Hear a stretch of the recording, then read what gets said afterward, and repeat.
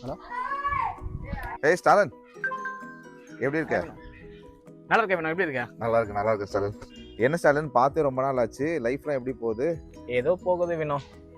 வாழ்க்கை முட்டை மக்கான மாதிரி போயிட்டு இருக்கு. என்ன பண்ணுறது? ஒரு வேலைக்காக ஒரு இன்டர்வியூ அட்டன் பண்ணேன், ரிஜெக்ட் ஆகிட்டேன். அடுத்து ஒரு எக்ஸாம் எழுதினேன், அதில் ஃபெயில் ஆகிட்டேன். கால் வைக்கிற இடம்லாம் கண்ணி வெடியாக இருக்குது. அவள் சொன்னாங்க, ஏது போனாலும் எளிய உணரும். எல்லாம் தலையெழுத்து. தலையில் என்ன இருக்கோ அதானே நடக்கும். ஏடா எப்படி இருக்கேன்னு கேட்டா ஏது எல்லுன்ட்டு ஏதோ உளறிக்கிட்டே இருக்க. உலகலடா, அது ஒரு பழமொழி. நேரம் நல்லா இருந்தால் தான் எலிக்கு கூட சாப்பிட்றதுக்கு நெய் கிடைக்குமா. என் நேரம் வந்து இப்போ சரியில்லை, தலையெழுத்தபடி போக வேண்டியதுதான். ஸ்டாலின், தலையெழுத்துன்னு ஒன்று இல்லவே இல்லை. அப்படியே நீ தலையெழுத்து இருக்குன்னு நினைச்சாலும் அந்த தலையெழுத்தை மாற்றக்கூடிய ஒரு ஆற்றல் வந்து நம்முடைய ஆண்டவராகிய இயேசு கிறிஸ்துவுக்கு இருக்கு. நம்ம லைஃப்ல நம்ம நிறைய டிசிஷன்ஸை தப்பா எடுப்போம். அந்த தப்பா எடுக்கிற டிசிஷன்ஸ்னால வர விளைவுகள்ல நம்ம தோல்வியில கொண்டு போய் விடும்.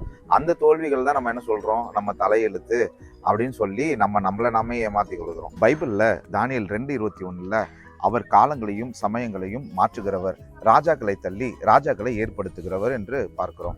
இந்த வசனத்துல இருந்து நமக்கு என்ன தெரியுதுன்னா, நம்மளோட லைஃப் நம்ம கையில கிடையாது. எல்லா டிசிஷன்ஸும் ஆண்டவரால மாற்ற முடியும். எல்லா விதமான சூழ்நிலைமைகளையும் ஆண்டவரால மாற்ற முடியும். நம்ம லைஃப்ல நம்ம எடுக்கிற டிசிஷன்ஸா இருக்கட்டும், நம்ம எடுக்கிற முயற்சிகளா இருக்கட்டும், ஆண்டவருடைய ஆலோசனையை பெற்று நம்ம அதன்படி செய்யும் பொழுது ஆண்டவர் காரியங்களை வாய்க்க பண்ணுவார்.